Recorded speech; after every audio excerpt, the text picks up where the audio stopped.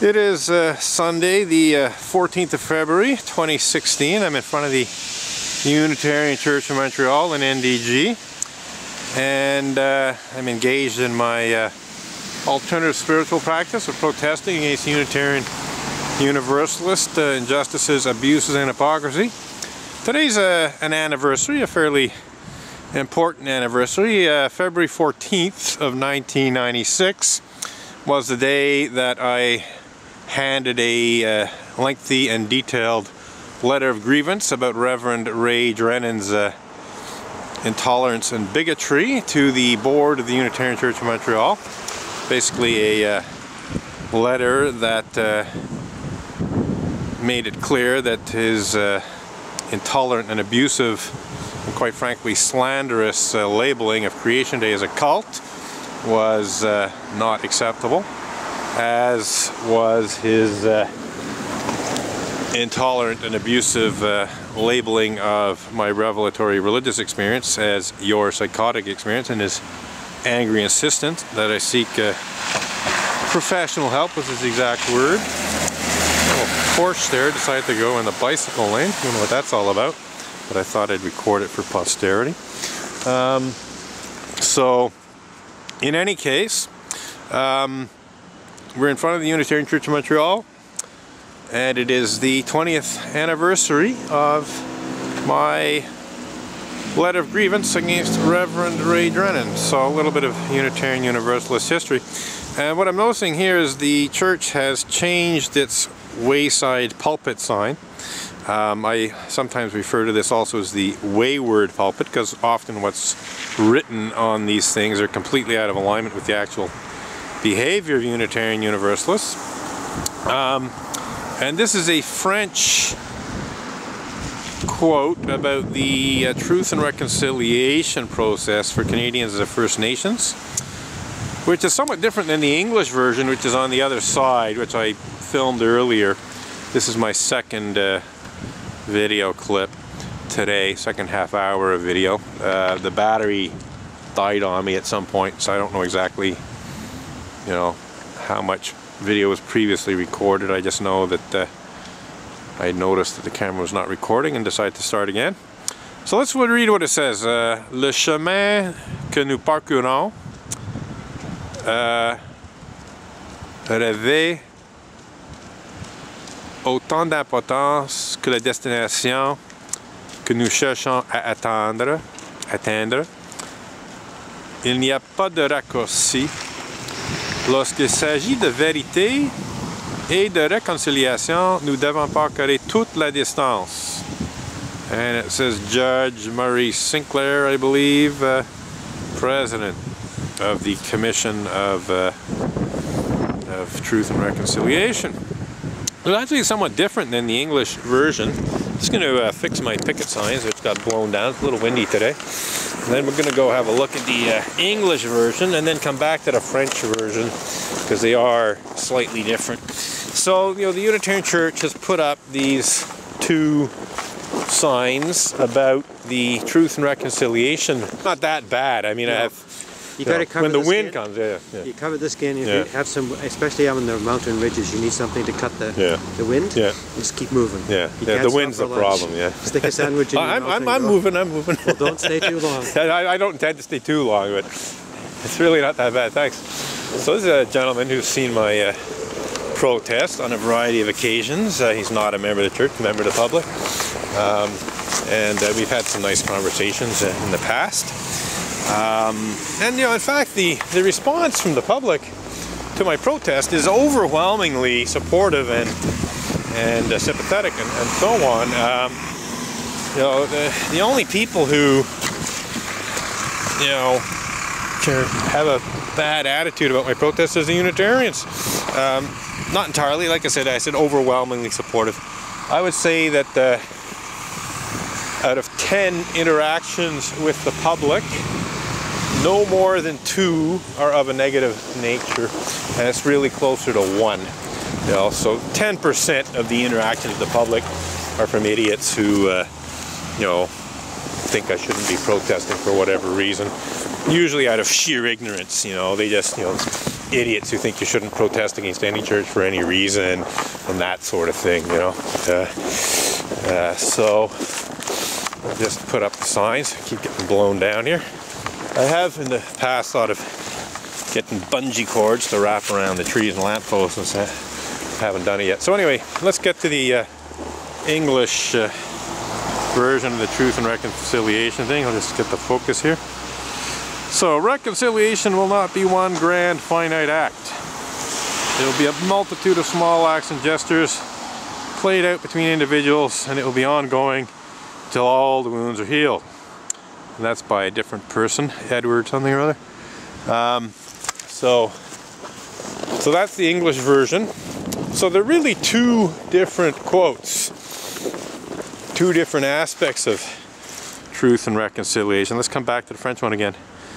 Le chemin que nous parcourons revêt ou revêt autant d'importance que la destination que nous cherchons à atteindre. Il n'y a pas de raccourci. Lorsqu'il s'agit de vérité et de réconciliation, nous devons parcourir toute la distance. So it's saying the path that we are on is basically as important as the destination that you're trying to reach. Yep, that's it. You know, the path that we're on has as much importance as the destination that we are seeking to achieve or attain. There's no shortcuts. When it comes to the truth and reconciliation, we must go the full distance. So again, this is specifically about truth and reconciliation in terms of Canada's First Nations, but these are general principles about truth and reconciliation. These principles apply to any injustice, any abuse, and they certainly apply to Unitarian Universalist injustices and abuses. And yet, when it comes to Unitarian Universalist injustices and abuses, when it comes to Unitarian Universalist clergy misconduct, whether that misconduct is of a non-sexual or sexual nature, well, all of a sudden these, you know, fine words are completely and utterly ignored by Unitarian Universalists. You know, instead of diligently trying to determine what the truth is and work towards reconciliation, and indeed go the full distance to do that, Unitarian Universalists do the exact opposite. They not only refuse to do what is necessary to determine what the truth is, but they will often deliberately try to hide the truth and distort the truth and do everything they can to delay justice so that they can deny justice. You know, the multitude of small acts and gestures played out between individuals are the exact opposite of small gestures that lead to truth and reconciliation. They are small gestures and sometimes big gestures that seek to deny the truth, cover up and hide the truth, to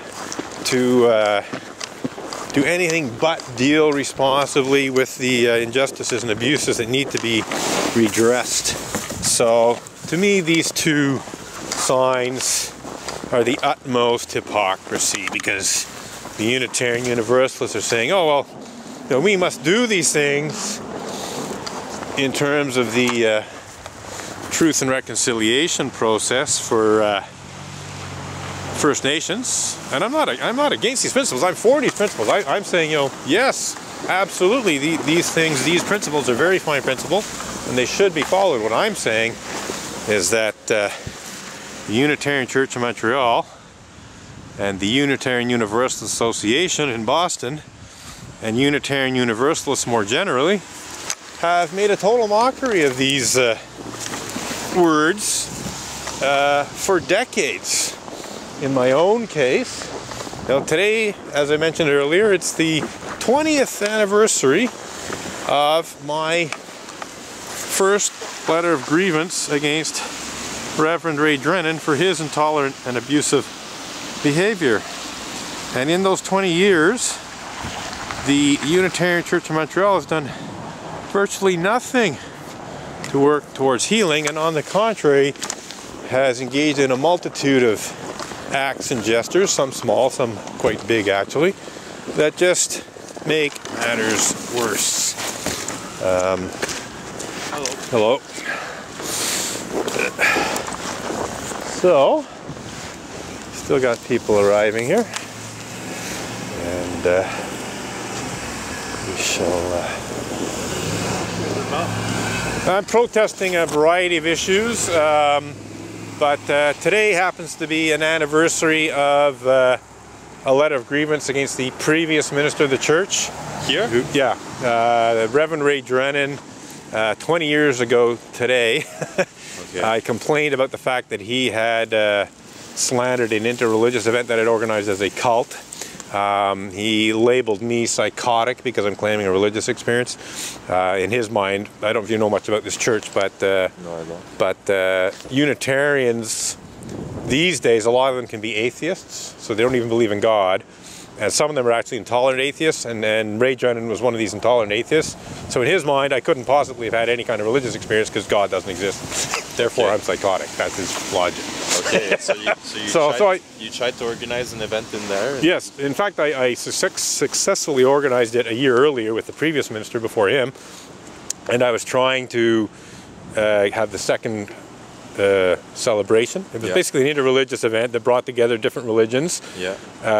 It was sort of like a spiritual Earth Day. It was like putting the emphasis on care for the creation, for the earth. Yeah. And in this intolerant, bigoted atheist mind, it was a cult, and I was psychotic. Oh, yeah. And so today's the 20th anniversary of my complaining against that. But it gets better because, you know, these signs here, I've just been talking about them. This is about the truth and reconciliation process for the Native Americans, the Canadians, First Nations. Yeah, Judge Sinclair. Yeah. So if you read these things, it's all about, you know, what you need to do for truth and reconciliation, you know, within the context of First Nations. But this church here, right there, that one there, and the bigger community make a total mockery of those words in terms of dealing with me and other people who they do the exact opposite of what's on there.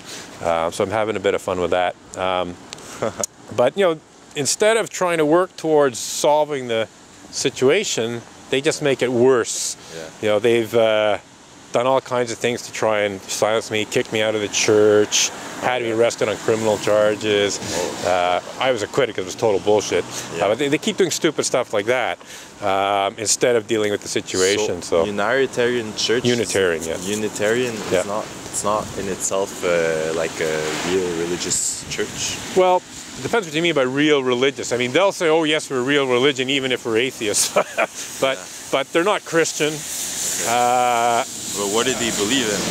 Well, they have these things. Unitarian is uniting. Well, this is the funny thing. Religions, or what? This is, again, I consider this to be false advertising, because this is what I was doing. I was having an interreligious event that actually brought together pretty much all of these different religions to try and make the world a better place in terms of care for the environment and everything.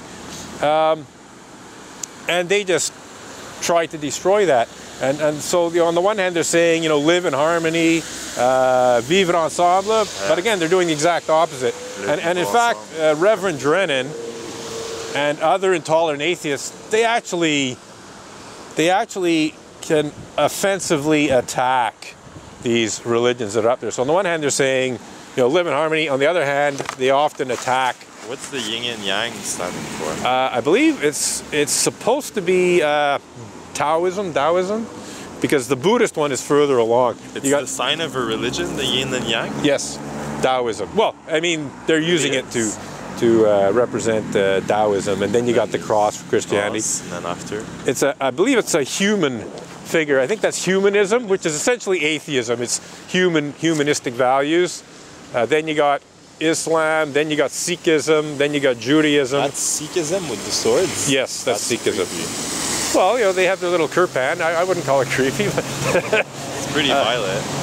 Wow. And then that's then it's Judaism. Yeah, Judaism. Then I think it's Unitarian Universalism. The chalice, it's for the Unitarians. Then it's atheism, I believe. Yeah, it is. It's a chalice. It's a flaming chalice. So that's then after that, it's literally atheism. That A there is a symbol for atheists. So atheism is non-belief in God. You know, it's not even a religion really, but believing in non-believing. Well, it's basically people who don't believe in God and are basically not religious as a rule. Yeah. But this is about live in harmony. So say, you know, atheists and religious people should live in harmony, I think is what it's saying. And then the next one, that is Buddhism. The one in yellow there, that's the one for Buddhism. Then it's paganism, Wiccanism. Paganism? Yes. There's still pagans? Oh, there's quite a fair number, yeah. And in fact, Unitarian Universalists have a certain number of them within the church. Then it's Hinduism, and then the last one's the First Nations. But it's total bullshit because they say live in harmony, you know, vivre ensemble, but very often they behave in ways that are antithetical to that. I'm just wondering what happens, like, if you put all these people in a room together. What are they? Well, ideally, if you try to live in harmony, you can actually do it if you're polite and respectful and so on. So you know, and that's what they're saying. They're promoting, you know, we should all get along kind of thing. But they're not trying very hard to get along with me, are they? So it's basically it's hypocrisy. Have you been to one of these meetings though? Well, I organized this is just a sign. This is just a sign. I mean, I don't know if they've had meetings where they brought all these